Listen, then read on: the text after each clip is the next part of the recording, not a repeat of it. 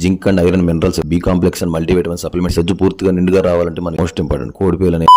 July అయిపోయి August నెల కూడా వచ్చింది. ఆల్మోస్ట్ ఈ పాటికి 80% కోళ్ళు అన్ని సజ్జలు కొట్టేయడం మొదలు పెట్టేస్తాయి. అసలు సజ్జు అంటే ఏంటి? పాము తన కుపిసిప్పుకొని పాత చర్మాన్ని వదులుకొని కొత్త చర్మం ఎలా అయితే ప్రొడ్యూస్ చేసుకుంటుందో సేమ్ అదే క్రమంగా కోడి కూడా తన పాత ఏకను వదిలేసేసి ఈ కొత్త ఏక పుట్టించుకునే క్రమంలో కోడి యొక్క శరీరంలో ఎన్నో న్యూట్రిషన్ అవకతవకలు అనేవి జరుగుతాయి. మాల్ రిష్ అవుట్ అనే చాలా ఛాన్సెస్ ఉంటాయి. కత్తి కోడికి అనేది పూర్తిగా ఈగ లేకపోతే అది తయారవ్వనట్టే. మనం శ్రద్ధగా చూసుకోకపోతే ఈ ఈగ తిప్పుకునే క్రమంలో కోడి మాల్ నరిష్ అయ్యి స్ట్రెస్ లోకి వెళ్ళడానికి ఛాన్స్ ఉంటుంది. దానికి ప్రధాన లక్షణాలు ఎలా ఉంటాయంటే మట్టి తింటాం గానీ, దాని రెట్ట తింటాం గానీ, ఒంటి మీద నుంచి రాలిపోయిన ఈకలు తింటాం గానీ, ఇలాంటి ఎన్నో పనులు చేస్తూ ఉంటుంది. కత్తి కోడి అనేది స్వచ్ఛంగా తయారైందంటే దాని ఒంటి మీద ఈక అనేది నిండుగా ఉండాలి. ఈక కప్పు అనేది బాగా గొప్పగా ఉండాలి. ఈక చిక్కగా రావాలి. కత్తి కోడిగా చాలా ఇంపార్టెంట్. మరి సజ్జు పూర్తిగా నిండుగా రావాలంటే మనం ఏం జాగ్రత్తలు తీసుకోవాలి? మోస్ట్ ఇంపార్టెంట్ కోడి పేలు అనేవి లేకుండా చూసుకోండి. మేతల్లో కాల్షియం అండ్ మల్టీవిటమిన్ సిరప్లు కలిపివ్వండి. Zinc and iron minerals, B complex and multivitamin supplements ఇవ్వండి.